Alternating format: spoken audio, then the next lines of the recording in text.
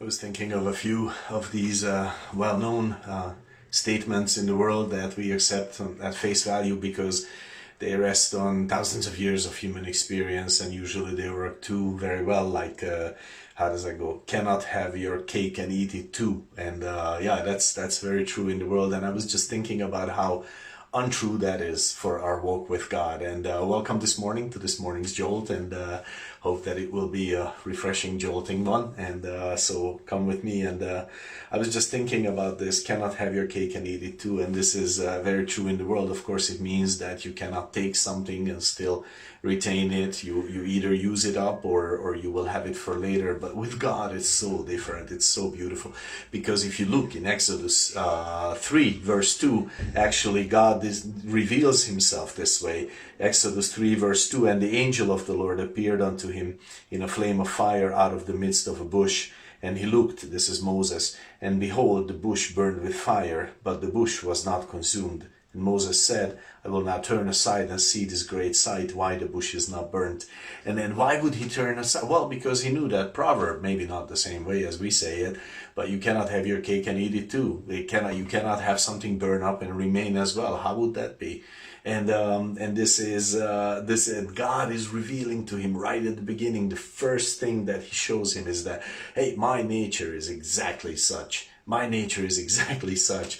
You can take all I am giving you. You can have everything I am and more, and I remain. I am not changed. I can be judged on a cross and I will become no less God. I can give you everything I have, and I'm still as rich as I ever was. That God is truly, his nature is that way. He is a truly inexhaustible resource. That is wonderful for us to think and realize this. And he is ever undiminished, actually. We could say that. His nature is exactly that. You can eat the cake and have it too. Actually, you cannot have the cake unless you eat it. This is amazing. Galatians 2:21, Paul says, I do not frustrate the grace of God, for if righteousness came by the law, then Christ is dead in vain. And Paul is saying, if I am not taking the grace of God to myself, then the grace of God is made of no effect, made of vanity.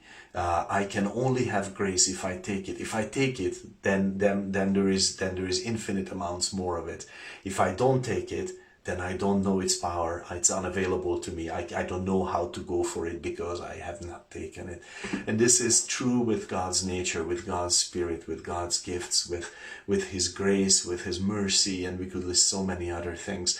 But I just want to leave you with the simple truth that, yeah, in the world, it's true. You cannot have your cake and eat it too.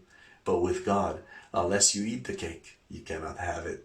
And so let's eat the cake today. Let's fellowship with the nature of God, and let's have all of him as much as we are able to contain. God bless you with these thoughts. Hope to see you soon again.